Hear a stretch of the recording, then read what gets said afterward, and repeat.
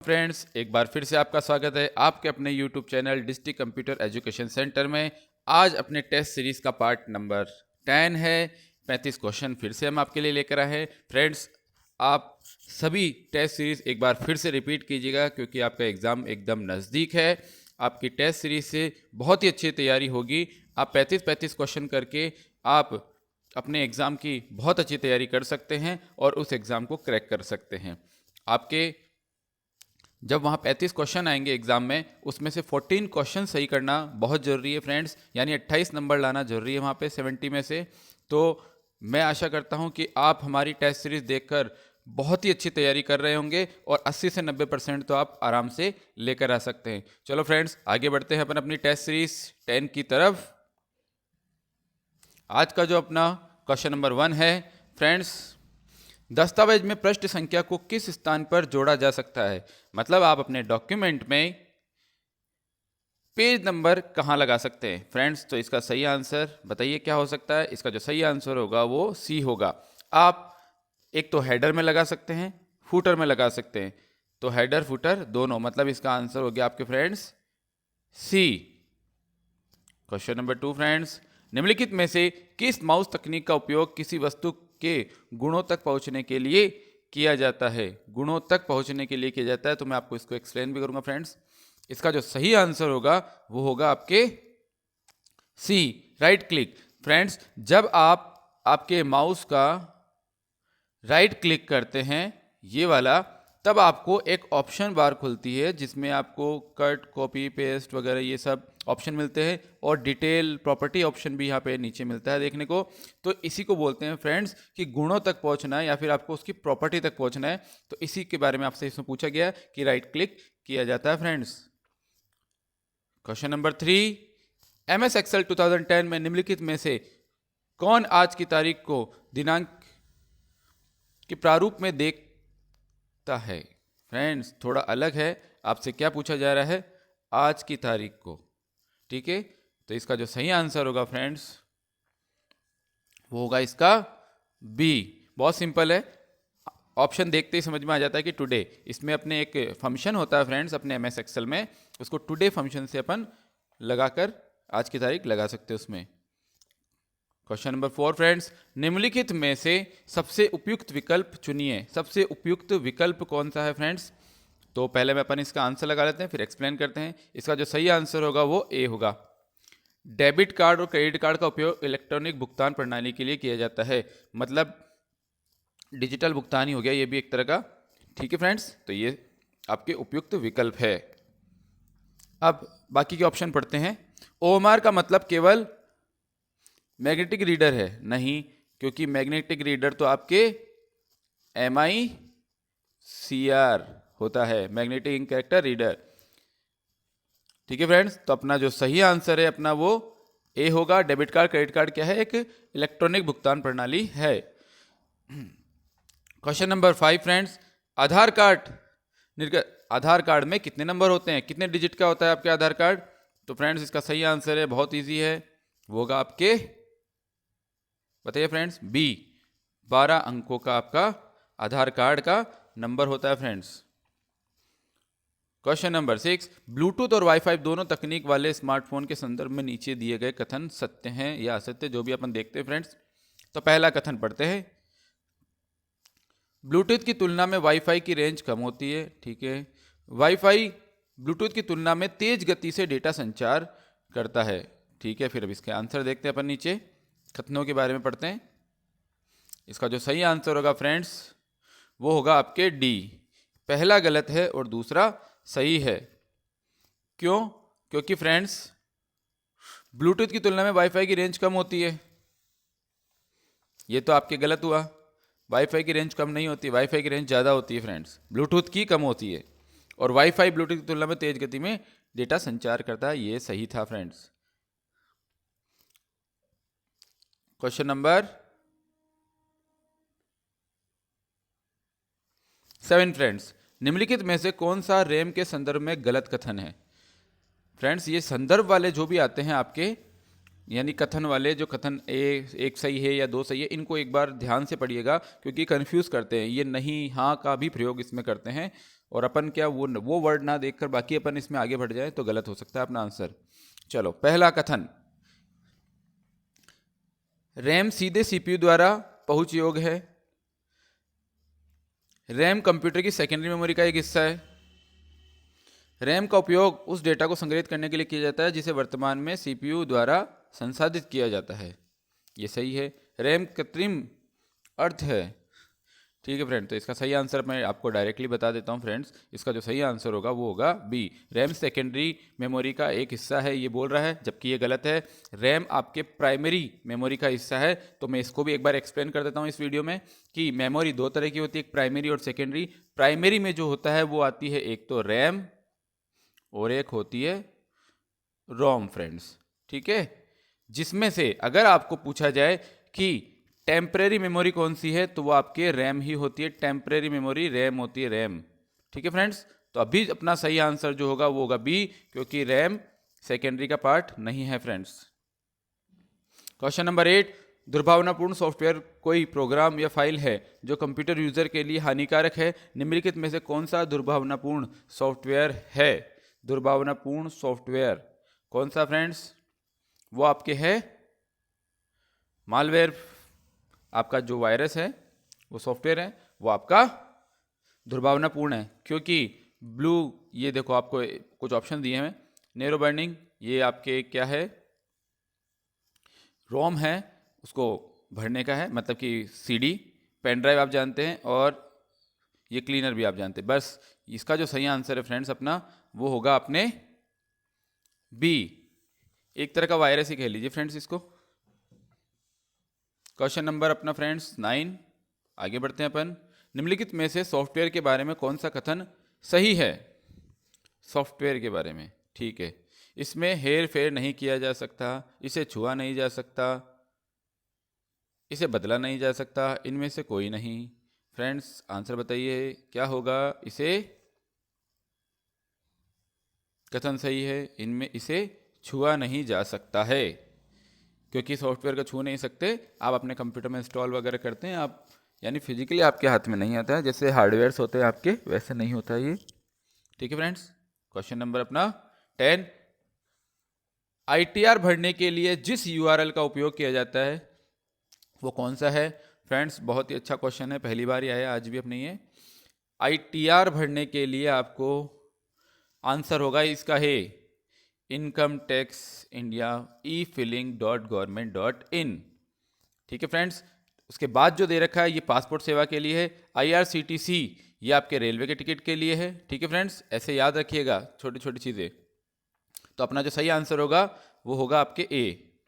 Question number 11, YouTube क्या है? Friends तो यूट्यूब आप सभी जानते हैं कि यूट्यूब क्या होता है, तो यूट्यूब का जो सही आंसर होगा वो आपका होगा फ्रेंड्स, बताइए फ्रेंड्स, उसका होगा ए। यह एक video sharing, video search website है जो उपयोगकर्ताओं को अपलोड करने के लिए, देखने के लिए और शेयर करने की अनुमति देता है। यूट्यूब पे आप क्या कर सकते हैं? वीडियोस अपलोड कर सकते हो, शेयर कर सकते हो, आप देख भी सकते हो। ठीक है फ्रेंड्स, क्वेश्चन नंबर 12, SSO का फुल फॉर्म क्या होता है? SSO की जो फुल फॉर्म होती है सिंगल साइन ऑन। तो फ्रेंड्स इसका जो सही आंसर है वो आपके हो जाएगा B, single sign on, SSOID friends. Question number 13, MS Word में डाले गए हाइपरलिंक को कैसे खोलते हैं? फ्रेंड्स ये भी मैंने आपको अपनी ऑफलाइन क्लास में भी एक बहुत ही अच्छे से समझाया था। अभी इसके बारे में एक बार मैं थोड़ा और एक्सप्लेन करूंगा। तो बताइए हाइपरलिंक को कैसे डाला जाता है? उसका सही आंसर होगा फ्रेंड्स आपके होगा वो सी, कंट्रोल कुंजी दबाएं।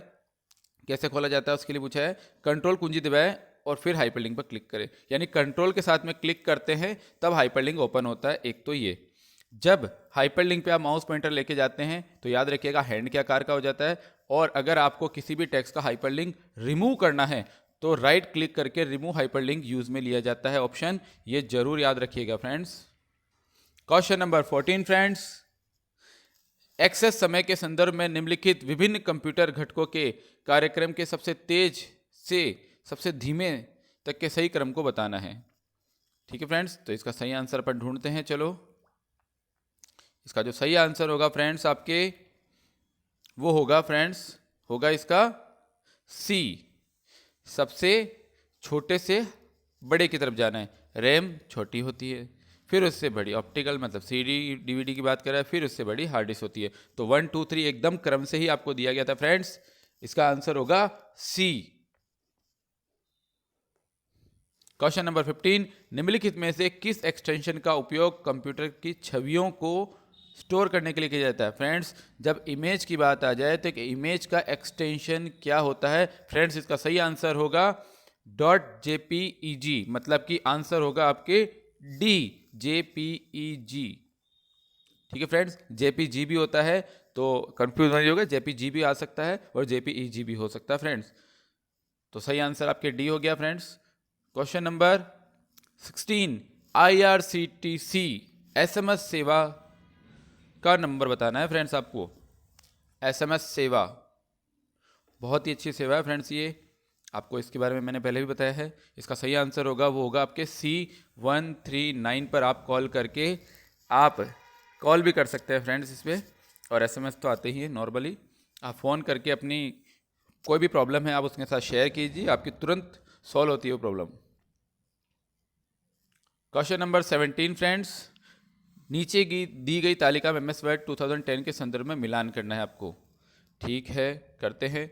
चलो अपन डायरेक्ट करते हैं। पहले तो कंट्रोल V क्या करता है बताइए? कंट्रोल V पेस्ट करता है, ठीक है, तो इसका पहला तो हो गया Q। कंट्रोल Y क्या करता है? रीडू करता है क्या? ठीक है, और कंट्रोल Z अंडू।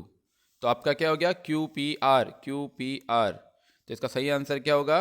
QPR, मतलब आंसर होगा आपके B। QPR आंसर होगा इसका B फ्रेंड्स। इसको मिलाने का थोड़ा ध्यान से देखिएगा। Question number 18 friends, MS Excel 10 में रिबन को छोटा करने के लिए निम्नलिखित में से कौन सा विधि का उपयोग किया जाता है? रिबन को छोटा करने के लिए फ्रेंड्स वो चलो बता देते हैं आपको। इसका जो सही आंसर होगा फ्रेंड्स वो आपके होगा D, all of this. Ribbon पर क्या करना है आपको? राइट क्लिक करना है और मिनिमाइज बटन दबा देना है, बहुत इजी है। कंट्रोल के साथ में F1 भी दबा सकते हैं, और किसी भी रिबन पर केवल डबल क्लिक करेंगे तो भी वो क्या हो जाएगी? मिनिमाइज हो जाएगी फ्रेंड्स। वेरी गुड, ठीक है फ्रेंड्स, इसका सही आंसर आपके हो गया डी, इसको याद रखिएगा।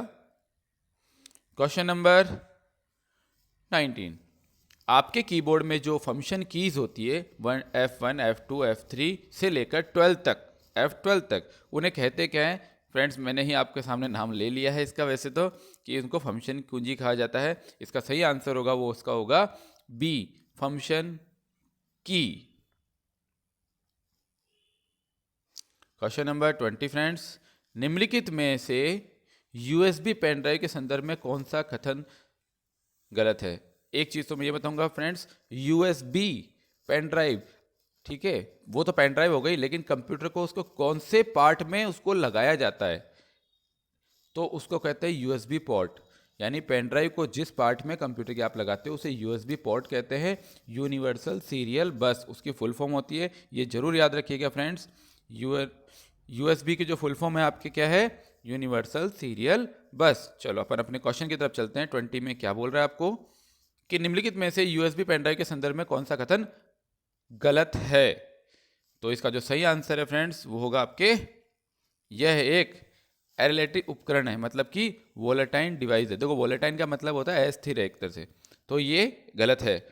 तो अपन देखते हैं ऊपर, यह एक पोर्टेबल स्टोरेज है, एकदम करेक्ट है, ठीक है। ये एक पेन ड्राइव में आसानी से 120 GB या उससे ज़्यादा तक का डेटा स्टोर कर सकता है, एकदम सही है। इसका उपयोग मोबाइल स्टोरेज डिवाइस के रूप में भी किया जा सकता है, आराम से कर सकते हैं, कोई दिक्कत नहीं। तो इसका जो होगा वो होगा आंसर आपके डी, ठीक है friends. Question number 21, computer, speaker और हेडफोन किस प्रकार के उपकरण हैं? कंप्यूटर में स्पीकर और हेडफोन किस प्रकार के उपकरण है? इसका जो सही आंसर होगा फ्रेंड्स, स्पीकर और हेडफोन। देखो, स्पीकर से आवाज़ बाहर आती है, इसका मतलब वो आउटपुट डिवाइस है फ्रेंड्स। तो इसका सही आंसर होगा वो होगा ए। क्वेश्चन नंबर फ्रेंड्स आपका आगे बढ़ते हैं अपन। क्वेश्चन नंबर 22, राजस्थान की राजधारा ई गवर्नेंस पहल के संदर्भ में सही विकल्प चुनना है। यानी कि राजधारा ऐप के बारे में आपको इसमें बताना है, क्या होगा? तो फ्रेंड्स आपको मैं बताता हूँ, इसका जो सही आंसर होगा वो आपका होगा, उसके संदर्भ में आपको बताना है सही विकल्प बताना फ्रेंड्स। तो क्या होगा इसका सही आंसर 22 क्वेश्चन का? वो होगा आपके सी, राजस्थान GISS और TSS इसका सही आंसर होगा। एक और चीज़ बताना चाहूँगा, एक वर्ड आया राजस्थान क्लाउड, कौन सा वाला है आपको याद है वैसे तो फ्रेंड्स? राज वॉलेट, वेरी गुड। इसका सही आंसर आपके हो गया सी फ्रेंड्स। क्वेश्चन नंबर 23, एक प्रभावी प्रस्तुतिकरण मतलब कि प्रेजेंटेशन बनाने के लिए आवश्यक सबसे उपयुक्त विकल्प कौन सा है? प्रेजेंटेशन बनाने के लिए सबसे उपयुक्त विकल्प कौन सा होता है फ्रेंड्स? इसका सीधे सीधे सही आंसर मैं आपको बता देता हूं। पहले तो वो होगा आपके डी। अब ऑप्शंस देखते हैं ऊपर वाले। सभी अपनी प्रस्तुति में हमेशा वर्तनी और व्याकरण की जांच करें, ठीक है, क्योंकि स्पेलिंग और ग्रामर मिस्टेक पहले आप चेक कर लीजिएगा, ये भी सही है। उपयुक्त फ़ॉन्ट आकार का उपयोग करें ताकि दर्शक आपकी स्लाइड को अच्छे से पढ़ सके, दूर से ही पढ़ सके, ओके। पाठ को सरल करने के लिए बुलेट बिंदु यानी बुलेट्स वगैरह का उपयोग करना चाहिए फ्रेंड्स। ये सभी आपको आपकी प्रेजेंटेशन अच्छी बनाने के लिए हेल्प करते हैं। तो इसका आंसर हो गया आपके डी। क्वेश्चन नंबर 24, नीचे दी गई तालिका में सही मिलान करना है। मैसदेन वाले आपके क्वेश्चन है फ्रेंड्स, 2-3 इसमें। तो इसका सही मिलान करते हैं। इनपुट डिवाइस कौन सा है फ्रेंड्स बताइए? ट्रैक बॉल, माइक्रोफोन, कीबोर्ड, ये इनपुट डिवाइस ये फ्रेंड। तो सबसे पहला हो गया पी। आउटपुट डिवाइस आपके जो होते हैं वो फ्रेंड्स वो होते हैं आपके मॉनिटर, प्रिंटर, हेडफोन और भंडारण वाला हार्ड डिस्क होता है, मतलब कि PRQ। PRQ इसका सही आंसर होगा। तो अपन चलते हैं, PRQ अपन को कहाँ मिल रहा है? PRQ अपन को मिल रहा है ऑप्शन नंबर डी में, PRQ। तो इसका सही आंसर हो गया फ्रेंड्स आपके डी। डॉट पर इंच मतलब कि DPI, डॉट प्रति इंच की क्या मापता है? ये डॉट प्रति इंच में ये नापता किसको है ये पूछा जा रहा है फ्रेंड्स। यानी इसकी फुल फॉर्म तो है ही, आपसे ये पूछा जा रहा है कि ये नापता किसको उसमें। तो मैं बताता हूँ आपको, ये आपको पिक्सल्स को नाप रहा है फ्रेंड्स। कंप्यूटर स्क्रीन पर जो पिक्सल्स होते हैं, मैंने आपको ये भी एक बार बताया था कि आपकी स्क्रीन जो है या फिर कोई भी इमेज वगैरह है वो छोटे छोटे पिक्सल्स से मिलकर बनती है। जितने ज़्यादा पिक्सल होंगे इमेज उतनी ही ज़्यादा क्लियर होगी, और जितने कम पिक्सल्स होंगे वो ब्लर होती है डिस्प्ले, ठीक है फ्रेंड्स। तो कंप्यूटर स्क्रीन पर पिक्सल के घनत्व को नापता है DPI, ठीक है फ्रेंड्स। क्वेश्चन नंबर 25 का आंसर आपके हो गया बी।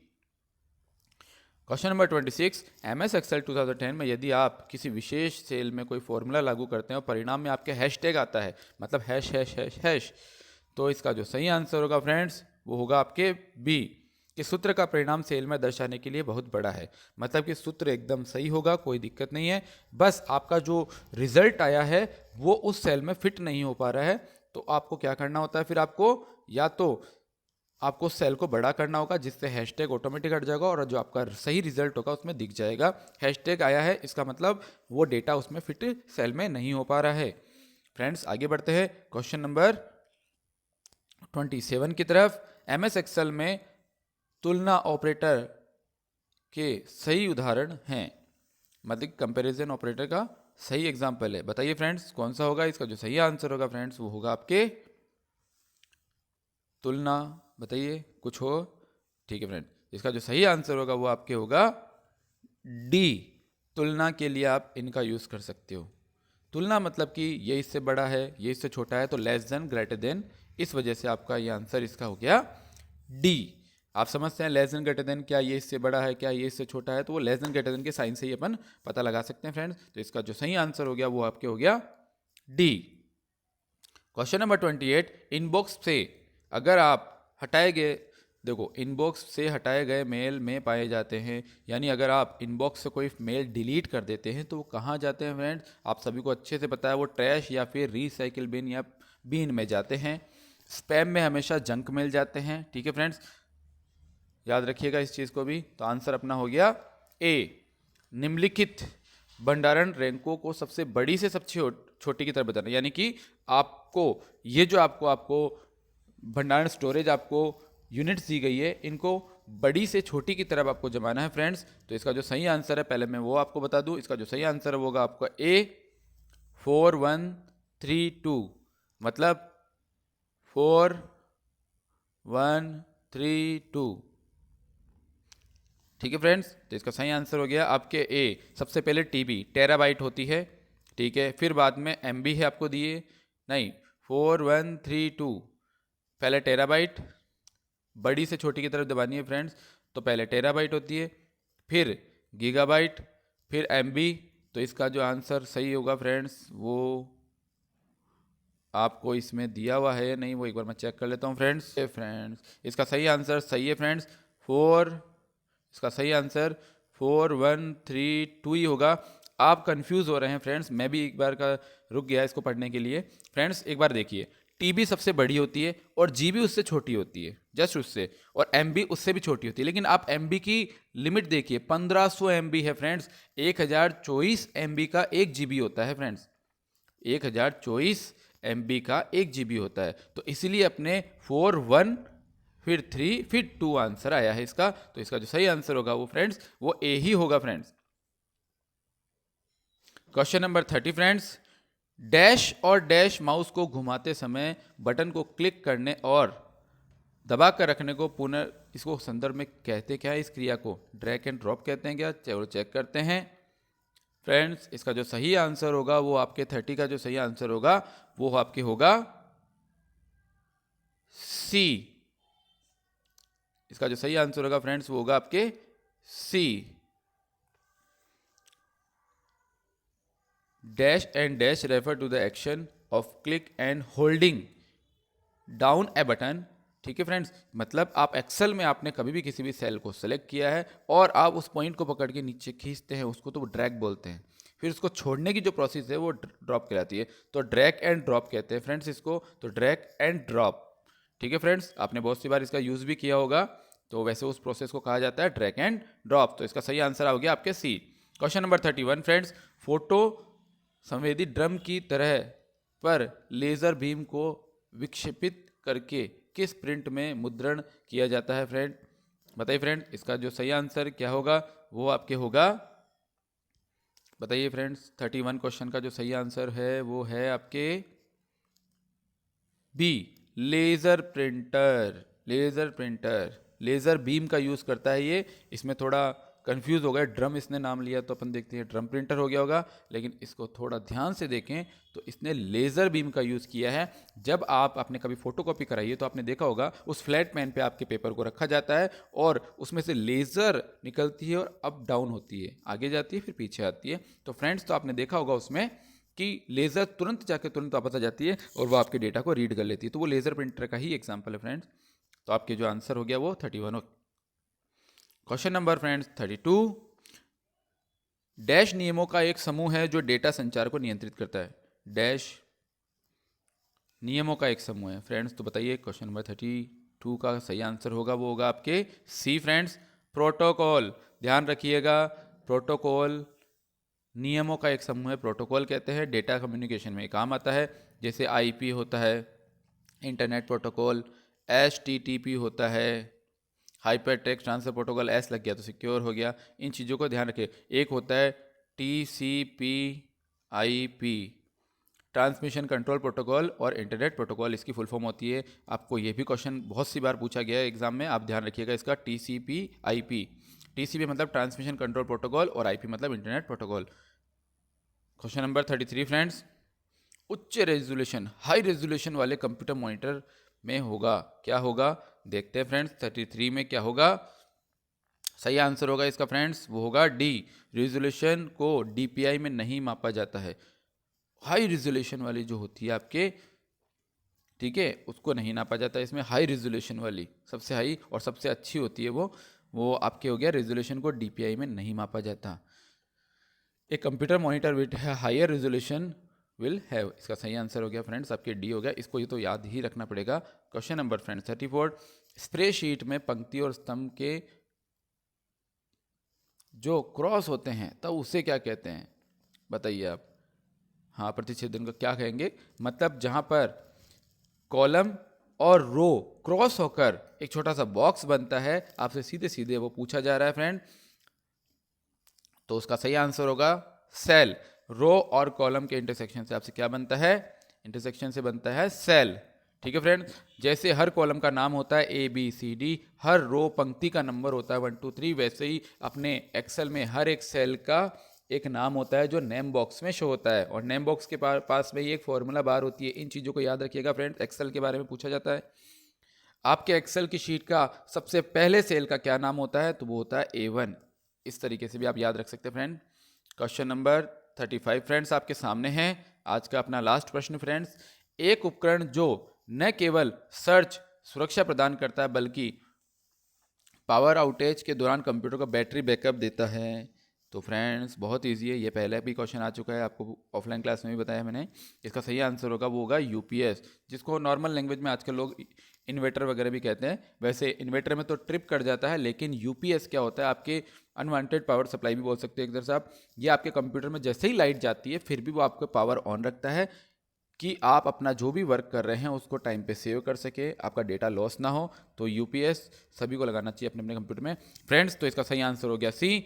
तो आप सभी को फ्रेंड्स आपके एग्ज़ाम के लिए बेस्ट ऑफ लक। मैं आशा करता हूं कि आप अपने एग्ज़ाम को बहुत अच्छे से करेंगे। और फ्रेंड्स हमारी सभी वीडियोस आप एक बार वापस रिपीट एक बार देखें, और लाइक करें, सब्सक्राइब करें, और कमेंट जरूर करें फ्रेंड्स कि आपको हमारी वीडियोस वगैरह कैसी लग रही है। और लाइक सब्सक्राइब करें, और बेस्ट ऑफ लक। धन्यवाद।